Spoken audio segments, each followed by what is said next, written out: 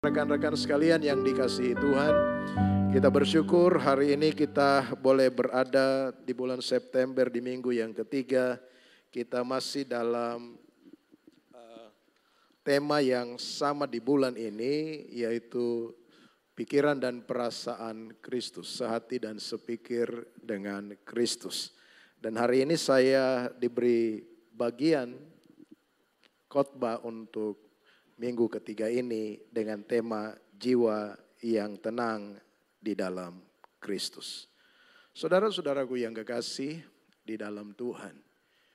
Setiap hari, setiap waktu ada potensi dalam kehidupan saya dan saudara di dunia ini untuk mengalami jiwa yang tidak tenang. Jiwa yang tidak tenang seringkali kita sebut dengan stres, saudara.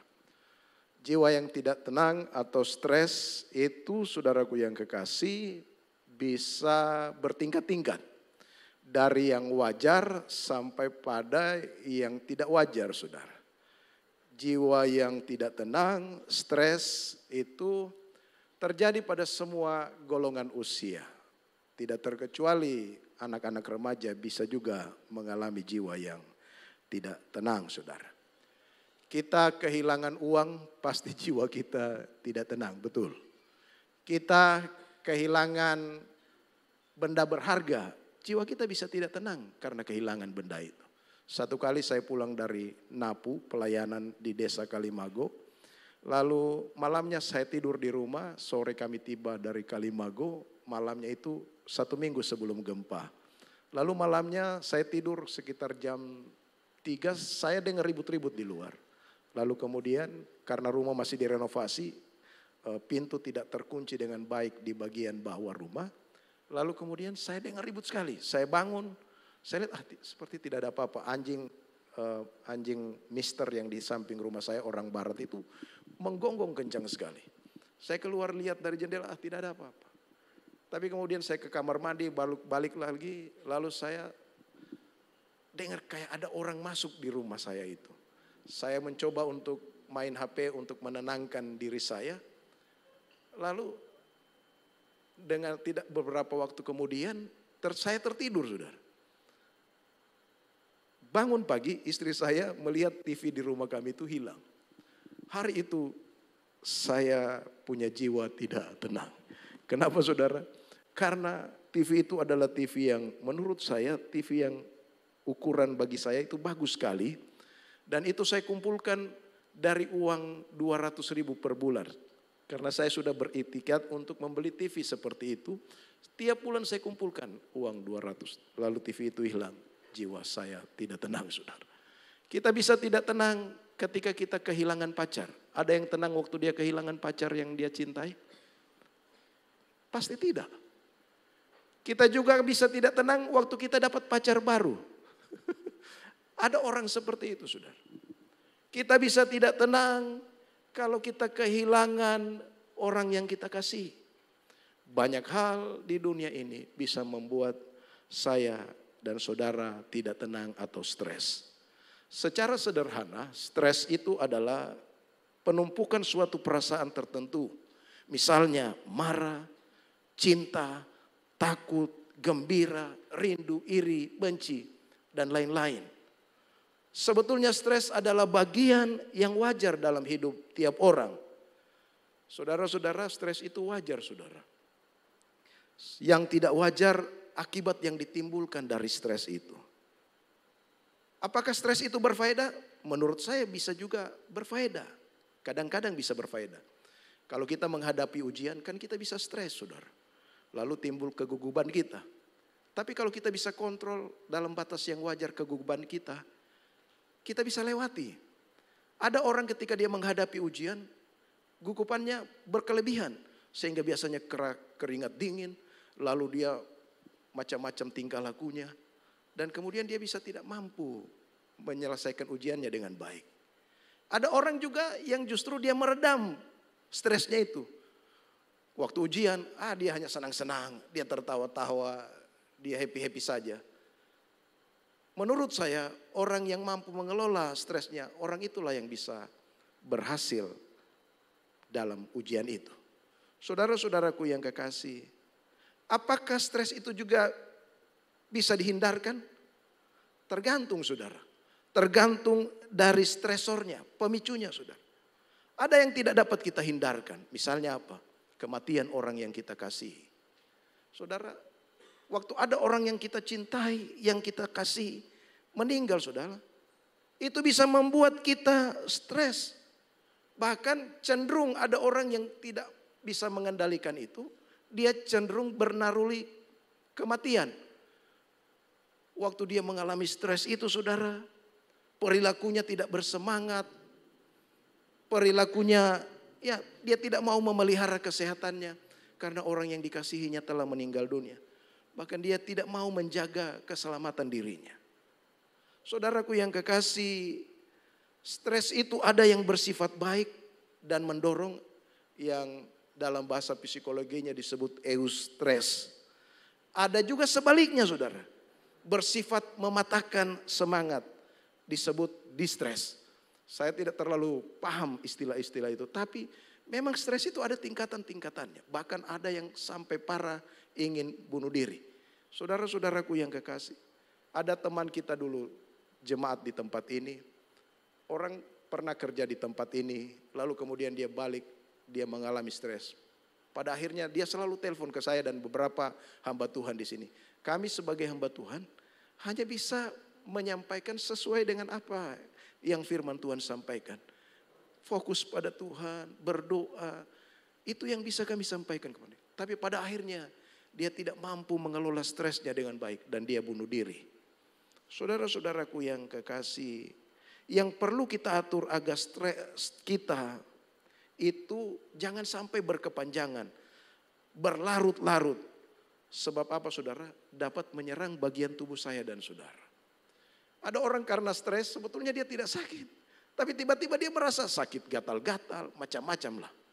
Saudara-saudaraku yang kekasih, itu sebabnya hari ini kita belajar tentang jiwa yang tenang. Jiwa yang tenang, stres ini kita kaitkan dengan iman dalam kebenaran firman Tuhan. Bagaimana kita mengaitkan stres dalam kaitannya dengan iman ini? Saya ajak kita belajar dari satu sosok, bukan hanya dari sosok Paulus. Karena beberapa minggu kita belajar dari Paulus di kitab Filipi. Mari kita melihat dari satu sosok di perjanjian lama. Seorang nabi yang bernama Habakuk. Habakuk pasal 3 ayat yang ke-17 dan sampai ayat yang ke-19. Saya baca dengan cepat ayat ini bagi Bapak Ibu sekalian, bagi rekan-rekan sekalian. Sekalipun pohon ara tidak berbunga, pohon anggur tidak berbuah, hasil pohon zaitun mengecewakan.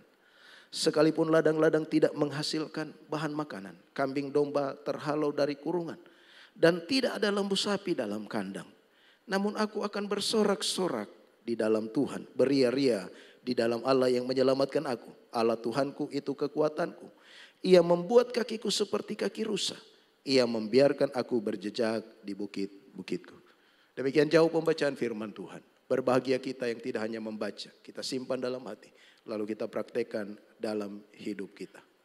Saudara-saudara, di tahun 1815 ada seorang yang bernama Allen Gardiner.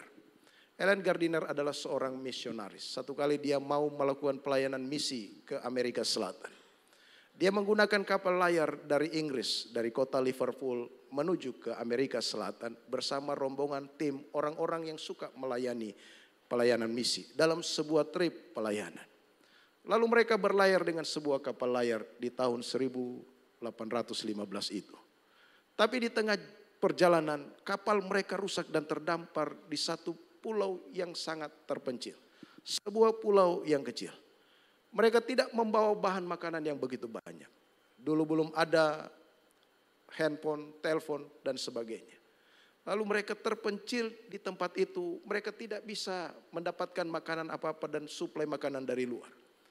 Lalu satu persatu dari kru mereka, tim mereka itu mati dan mati. Tinggal Allen Gardiner ini sendiri.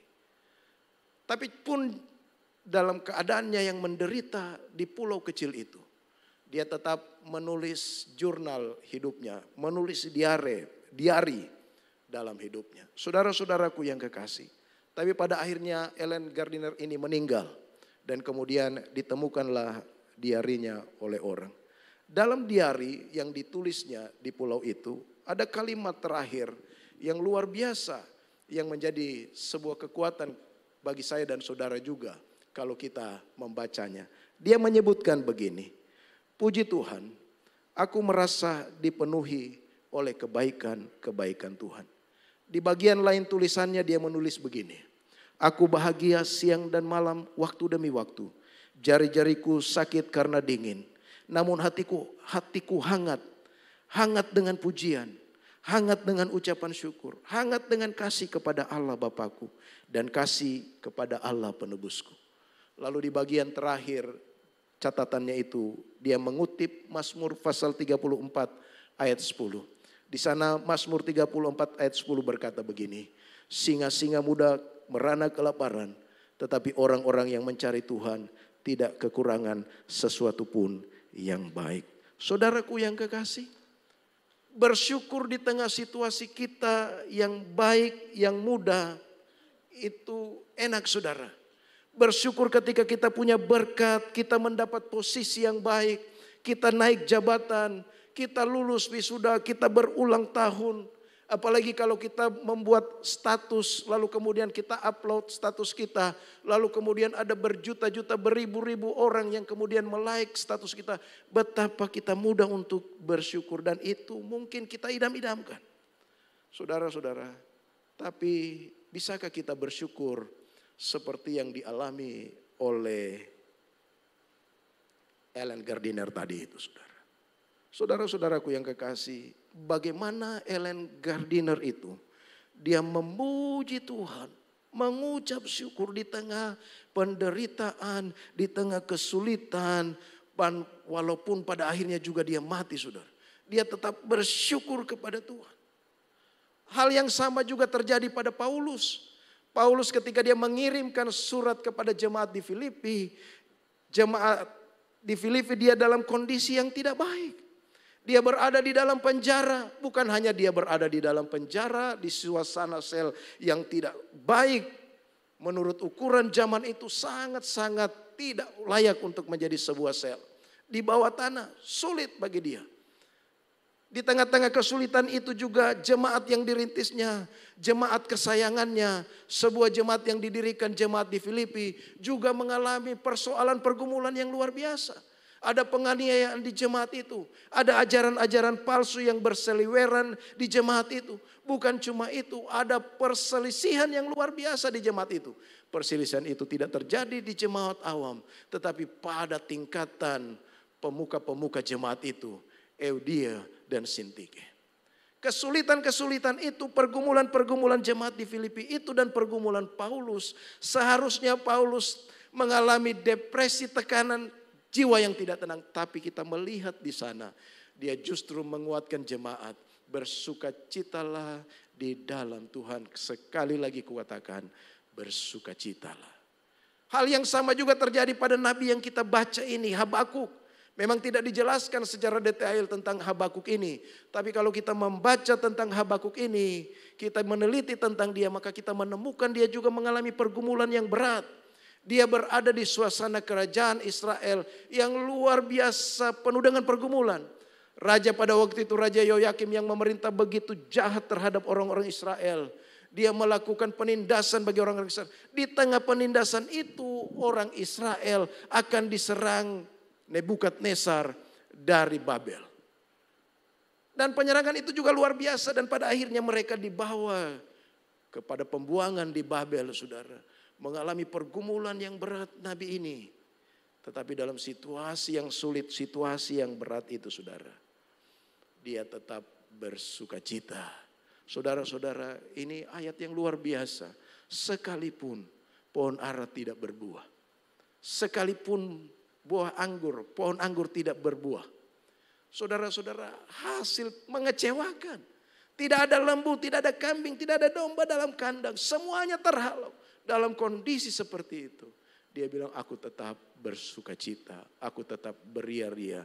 Dia mengalami ketenangan jiwa yang luar biasa.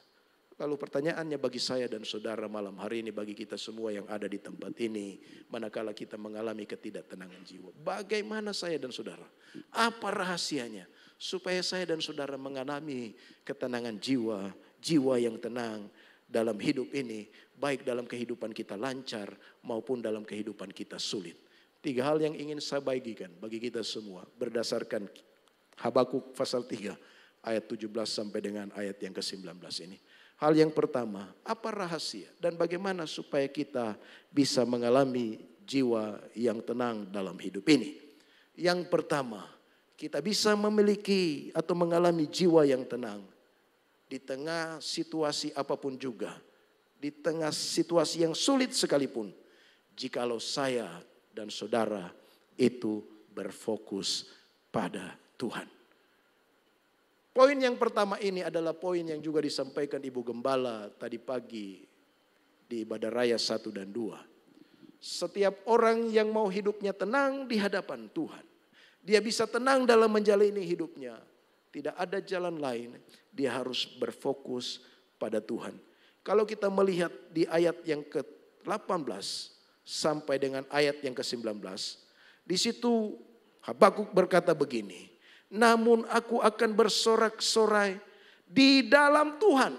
Tuhan semua di sana disebutkan dengan huruf besar, Yahweh dalam bahasa orang Israel. Beria-ria di dalam Allah, hanya huruf besar di sana.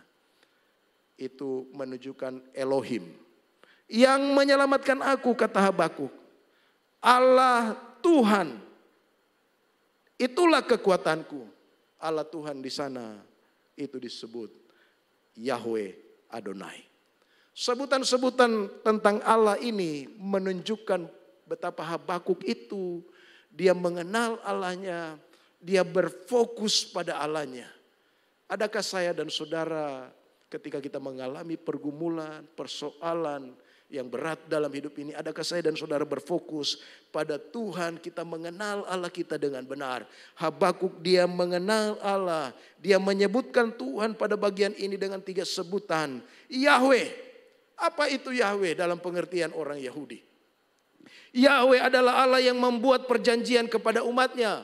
Bukan hanya dia buat perjanjian kepada umatnya, tapi dia adalah Allah yang setia kepada perjanjiannya itu. Dan kesetiaan Allah yang paling penting, yaitu dia mengutus anak tunggalnya, Yesus Kristus, Mesias itu di dalam dunia. Saudara-saudara, Allah Elohim, apa yang dimaksud Allah Elohim dalam pemahaman dan pengertian orang Israel? Allah Elohim adalah Allah yang kuasa, pencipta langit dan bumi.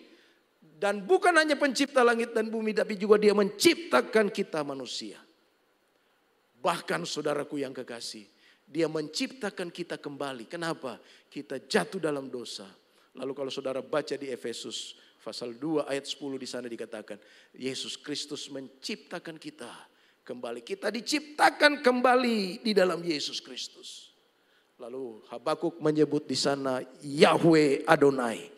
Ini menunjukkan kepada Allah yang berdaulat, Allah yang mengontrol kehidupan baik manusia dan seluruh ciptaannya.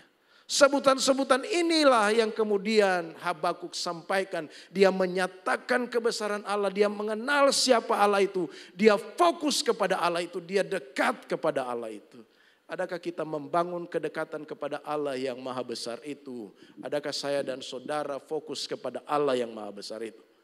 Ataukah kita hanya fokus pada masalah kita? Kadang masalah kita kecil, tapi senantiasa karena perasaan kita tercurah sepenuhnya di situ. Akhirnya masalah kecil itu menjadi masalah yang besar. Padahal itu hanya masalah yang kecil. Saudara-saudaraku yang kekasih di dalam Tuhan. Dalam kedekatan Habakuk dengan Tuhan, yang terpenting bagi Habakuk bukan perasaan dirinya, tapi yang terpenting bagi Habakuk adalah perasaan Tuhan, Tuhan yang maha besar. Saudaraku yang kekasih, Tuhan kita itu adalah Allah yang maha besar. Dia lebih besar dari segala persoalan, pergumulan, masalah yang saya dan saudara hadapi.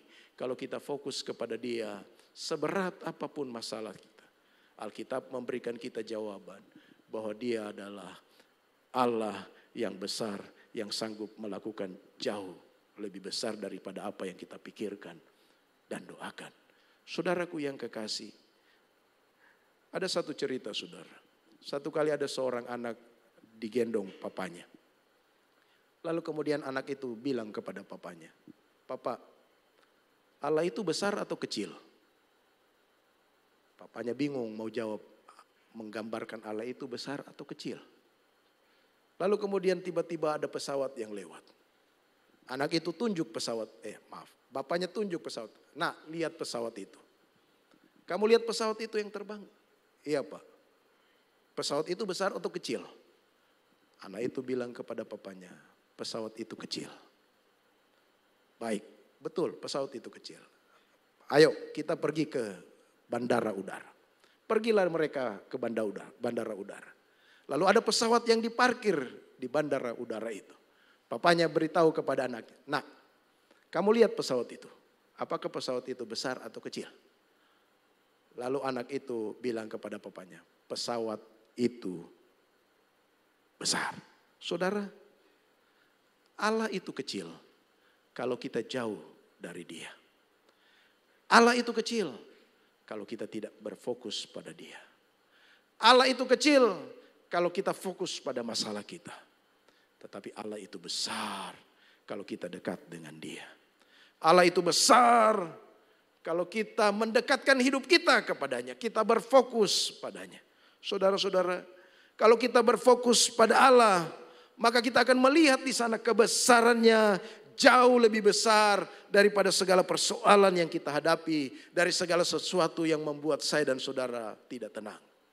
Saudara-saudaraku yang kekasih, Dia jauh lebih besar dari masalah saya dan saudara. Saudara, hidup kita adalah antrian dari masalah. Setiap hari kita menghadapi masalah. Tetapi mari kita alihkan fokus kita pada Tuhan. Tuhan kita adalah Tuhan yang membesar, jauh lebih besar dari masalah kita. Apapun yang bisa membuat jiwamu tidak tenang, mendekatlah pada Tuhan. Apapun yang bisa membuat jiwamu tidak tenang, fokuslah kepada Tuhan. Itu hal yang pertama. Apa rahasia supaya saya dan saudara bisa mengalami ketenangan? Berfokus pada Tuhan. Yang kedua saudara, apa rahasia kita bisa tenang? Jiwa kita bisa tenang. Bukan hanya kita berfokus pada Tuhan. Tetapi yang kedua saudaraku yang kekasih, kita bisa tenang. Jiwa kita bisa tenang. Kita bisa tidak stres yang terlalu berlebihan. Kalau saya dan saudara mengingat karya keselamatan Kristus. Bukan hanya kita ingat karya keselamatan Kristus, tapi juga kalau kita mensyukuri karya keselamatan itu. Saudaraku yang kekasih, mari kita lihat di ayat yang ke-18 bagian B. Apa yang dikatakan Habakuk di sana? Habakuk bilang begini, "Beria-ria di dalam Allah yang menyelamatkan aku." Habakuk mengingat tentang keselamatan yang Allah berikan, yang Allah lakukan bagi bangsa Israel. Itu yang diingat oleh Habakuk. Dia mengingat intervensi Allah yang menyelamatkan bangsa Israel dari perbudakan di Mesir. Bagaimana bangsa itu diperbudak di Mesir. Bagaimana bangsa itu ditekan di Mesir. Dia ingat Allah melakukan intervensi, Allah mengeluarkan bangsa itu, menebus bangsa itu, membebaskan bangsa itu keluar dari tempat perbudakan. Saudara-saudaraku yang kekasih di dalam Tuhan, di sana kita bisa melihat ada pemeliharaan Allah dalam situasi-situasi yang dihadapi oleh bangsanya. Dia ingat itu. Dia ingat intervensi karya keselamatan Allah bagi orang Israel, bagi umatnya. Bukan hanya dia ingat, tapi dia syukuri betapa Allahnya itu adalah Allah yang penuh dengan anugerah, memberikan keselamatan bagi bangsanya. Beria-ria itu berarti dia bersyukur tentang keselamatan di dalam Allah. Kalau saudara baca nanti doa Nabi Habakuk dalam pasal 3 ini, saudara akan menemukan di sana tentang karya keselamatan Allah yang besar, yang dihubungkan dengan intervensi Allah kepada orang Israel, menyelamatkan bangsa Israel. Kalau saudara baca di pasal 3 ayat 3 dan 4, Nanti saudara baca di rumah, saudara baca di sana disebutkan Allah datang dari negeri Teman dan yang Maha Kudus dari pegunungan Paran, saudara. Ini menggambarkan penyertaan Allah yang luar biasa di padang gurun bagi orang Israel. Dia menyertai bangsa Israel keluar dari Mesir. Di padang gurun begitu panas pada siang hari, waktu malam begitu dingin. Penyertaan Allah hadir di sana lewat tiang api pada malam hari dan tiang awan pada siang hari. Itu penyertaan Allah yang luar biasa di padang gurun bagi Israel. Dia ingat karya keselamatan Allah bagi bangsa Israel. Bukan hanya itu saudara, kalau saudara lihat di pasal 3 ayat 5. Di sana disebutkan mendahulunya berjalan penyakit sampar dan demam mengikuti jejaknya. Ini berbicara tentang Tuhan menghukum orang-orang Mesir. Menghukum bangsa Mesir. Bangsa yang hebat di zaman itu. Dihukum oleh Tuhan. Lalu kemudian disimpulkan di ayat yang ke-13. Engkau berjalan maju untuk menyelamatkan umatmu. Untuk menyelamatkan orang yang kau urapi. Saudara-saudaraku yang kekasih di dalam Tuhan. Karya keselamatan Tuhan itu pasti terjadi bagi umatnya. Dan ini merefleksikan juga keselamatan di dalam Tuhan Yesus Kristus. Bagi kita yang percaya kepadanya dari perbudakan dosa. Orang Israel diperbudak. Dalam kekinian kita diperbudak oleh dosa. Allah menebus mereka, menyelamatkan mereka dari perbudakan. Kristus datang menebus kita yang telah diperbudak oleh dosa. Saudaraku yang kekasih di dalam Tuhan. Jikalau saya dan saudara mengingat bersyukur akan karya keselamatan di dalam Kristus. Maka ini akan menjadi sumber ketenangan kita. Saudara, tahun lalu istri saya itu kena orang bilang GERD. Ketakutan berlebihan saudara. 3 bulan dia mengalami penyakit itu saudara. Dia sudah takut keluar rumah. Kalau dia bangun tidur dari tempat tidur. Kadang saya, kenapa ada suara orang menangis. Ternyata dia turun dari tempat tidur. Dia duduk sambil dia pegang kepalanya. Dia menangis saudara. Kadang tiba-tiba dia merasa bahwa dia mengalami sakit di bagian belakang. Sakit di kaki. Macam-macam sakitnya. Saudara-saudaraku yang kekasih. Lalu saya biasa sebagai hamba Tuhan bilang. Fokus pada Tuhan, berdoa pada Tuhan. Saya bilang begini, kita ini manusia, kita sudah ditebus, kita orang percaya, kita sudah ditebus Yesus Kristus. Kalaupun kita mati, jangan takut kita mati. Hari ini kita berada di surga yang kekal, karena dia sudah menebus kita. Saya selalu ulang-ulang sampaikan kepada dia seperti itu. Jangan kita takut mati. Walaupun memang selalu ada perasaan itu. Jangan kenapa? Karena kita sudah diselamatkan. Waktu kita ingat karya penebusan Yesus Kristus di atas kayu salib. Waktu kita ingat intervensinya bagi kita yang berdosa. Kita akan merasa tenang saudara. Itu sebabnya saudaraku. Kita perlu bersyukur supaya hati kita, pikiran kita bisa tenang.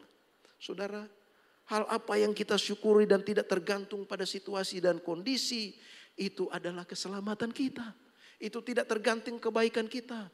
Tidak tergantung situasi siapa saya, siapa saudara, tidak. Tergantung dari kasih Allah yang besar. Saudaraku yang kekasih di dalam Tuhan, itu anugerah, itu berkat yang luar biasa bagi saya dan saudara. Makanya Rasul Paulus bilang begini dalam Filipi pasal 4 ayat 6 dan 7. Janganlah hendaknya kamu khawatir tentang apapun juga. Tetapi nyatakanlah dalam segala hal keinginanmu kepada Allah dalam doa dan permohonan dengan ucapan syukur. Damai sejahtera Allah yang melampaui segala akal akan memelihara hati dan pikiranmu dalam Kristus Yesus. Saudaraku, nyatakanlah dalam doa, permohonan. Doa itu bukan hanya tentang permohonan. Tetapi doa juga itu tentang mengucap syukur kepada Tuhan. Jikalau kita mengingat karya keselamatan kita. Karya Allah yang telah menyelamatkan saya dan saudara. Kita bersyukur tentang karya keselamatan itu. Maka hidup saya dan saudara, kita bisa mengalami jiwa yang tenang. Kita bisa mengalami ketenangan dalam hidup saya dan saudara. Saudaraku, satu kali seorang guru bertanya kepada murid-muridnya. Tolong gambarkan menurut anak-anak seperti apa Allah itu. Ada anak yang bilang Allah itu adalah dokter. Karena Allah itu menyembuhkan yang sakit. Ada anak murid bilang, Allah itu adalah hakim. Dia menghukum orang yang bersalah. Lalu ada satu anak, tidak seperti biasanya dia menjawab seperti kebanyakan teman-temannya. Dia bilang, Allah itu adalah pemulung. Teman-temannya yang lain kaget. Masa Allah pemulung? Pemulung itu kan miskin. Lalu anak itu bilang kepada teman-temannya, pemulung ini adalah pemulung yang kaya. Dia memungut benda-benda yang tidak berharga. Dia mengambil sampah-sampah, lalu dia membuatnya menjadi berharga. Saya dan saudara adalah sampah-sampah itu. Saya dan saudara adalah benda-benda yang tidak berharga itu. Tapi dia memungut saya dan saudara oleh karena kasihnya yang besar. Saudaraku yang kekasih di dalam Tuhan. Sebenarnya kita tidak berharga. Kita sampah. Tapi kalau kita ingat karya keselamatan Allah yang luar biasa. Kalau kita ingat intervensi Allah menyelamatkan saya dan saudara. Lalu kita mensyukuri karya keselamatan itu. Maka saya dapat pastikan, firman Tuhan memastikan bahwa kita bisa hidup dalam keadaan jiwa yang tenang. Yang ketiga dan yang terakhir, saudaraku yang kekasih, apa rahasia jiwa saya dan saudara, jiwa kita bisa tenang? Bukan hanya kita berfokus pada Tuhan. Bukan hanya kita mengingat karya keselamatan Tuhan dan mengucap syukur atas karya keselamatan itu. Tetapi juga yang ketiga adalah kita harus berpengharapan akan berkat Tuhan di masa depan. Ayat yang ke-19 bilang demikian. Allah Tuhanku itu kekuatanku. Ia membuat kakiku seperti kaki rusa. Ia membiarkan aku berjejak di bukit-bukitku. Bagi Habakuk, Tuhan itu adalah kekuatannya, kekuatanku, kata Habakuk. Dia membuat kakiku seperti kaki rusa. Ia membiarkan aku berjejak di bukit-bukitku. Habakuk bilang Tuhan itu adalah kekuatannya. Dia menganggap kakinya seperti kaki rusa, kaki yang lemah. Tapi dia dikuatkan oleh Tuhan, dia bisa berjejak di bukit-bukitku. Saudara-saudaraku yang kekasih. Rusa yang digambarkan oleh Habakuk ini adalah rusa yang hidup. Yang tinggal di bukit-bukit batu yang tinggi. Dan untuk mencapai tempat atau bukit-bukit batu yang tinggi itu. Secara manusia, dalam pandangan manusia mungkin sulit bagi rusa-rusa itu. Menyulitkan bagi dia. Tapi saudaraku yang kekasih, bukit-bukit batu itu menjadi pijakan bagi rusa. Waktu kami ke Israel, keluar dari perbatasan lalu menuju ke tempat di mana Musa mendapatkan 2 loh batu 10 perintah Tuhan di sana. Maka kita diajak untuk naik ke tempat itu. Bayangkan sejauh mata memandang menaiki bukit itu adalah batu-batu yang besar. Dan kami berjalan di batu-batu itu dan kemudian sampai pada puncak di mana menurut gate itu tempat di mana Musa mendapatkan 2 loh batu 10 perintah Tuhan itu. Saudara, saya melihat begitu luar biasa batu-batu itu bertumpuk-tumpukan, besar-besar berada di situ. Saudara-saudaraku yang kekasih, para penafsir Alkitab banyak menghubungkan bahwa bukit-bukit batu itu menunjukkan bahwa menggambarkan tanah perjanjian. Jadi penafsir Alkitab yang menafsir kitab Habakuk ini, itu menyatakan bukit-bukit itu dalam gambaran Habakuk adalah tanah perjanjian yang Tuhan janjikan bagi umatnya. Yang saat Habakuk menulis kitab Habakuk pasal 3 ayat 17-19 yang kita sudah baca. Dia berada, orang-orang Israel berada di pembuangan di Babel. Dalam keadaan pergumulan yang luar biasa. Tapi Habakuk itu dia punya pengharapan, dia berpengharapan bahwa tidak akan selamanya mereka ada di Babel. Tidak selamanya mereka ada dalam tekanan, penindasan di sana. Satu kali mereka akan pulang ke Israel. Benar saudara. 70 tahun mereka ada di pembuangan di Babel. Satu kali mereka kembali dan pulang ke tanah perjanjian Yerusalem. Apa modal utama supaya kita bisa survive hidup dalam dunia ini? Modal utamanya adalah pengharapan. Kalau kita kehilangan pengharapan, saya dapat pastikan kita bisa mati. Pengharapan begitu penting dalam kehidupan saya dan saudara. Modal saya dan saudara adalah pengharapan. Tentunya pengharapan di dalam siapa? Pengharapan di dalam Yesus Kristus. Ada lagu bilang begini, pengharapanku hanya Yesus saja.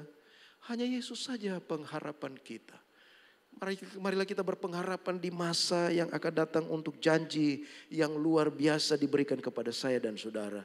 Bagi kita percaya kepada Tuhan Yesus Kristus, kita punya harapan yang luar biasa. Harapan kita suatu saat nanti kita ada di Yerusalem baru. Betul saudara? Itu harapan yang dijanjikan oleh Alkitab. Bahwa suatu saat nanti kita akan ada di Yerusalem baru. Di surga yang kekal yang dijanjikan oleh Tuhan. Bagi saya dan saudara. Itu sebabnya di dalam kitab Yohanes pasal 14 ayat 1 sampai dengan ayat 2. Tuhan Yesus berkata kepada murid-muridnya, di sana dibilang begini, janganlah gelisah hatimu, percayalah kepada Tuhan, percaya juga kepadaku. Di rumah Bapakku banyak tempat tinggal. Itu sebuah janji pengharapan di masa yang akan datang.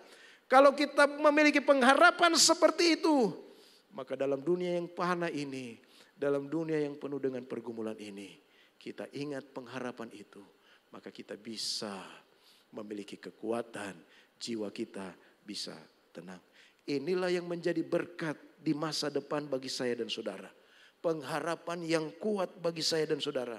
Pengharapan yang bisa membuat kita menjadi tenang manakala pergumulan, tantangan datang dalam hidup saya dan saudara. Saudara, ada seorang peneliti. Dia meneliti tentang katak-katak.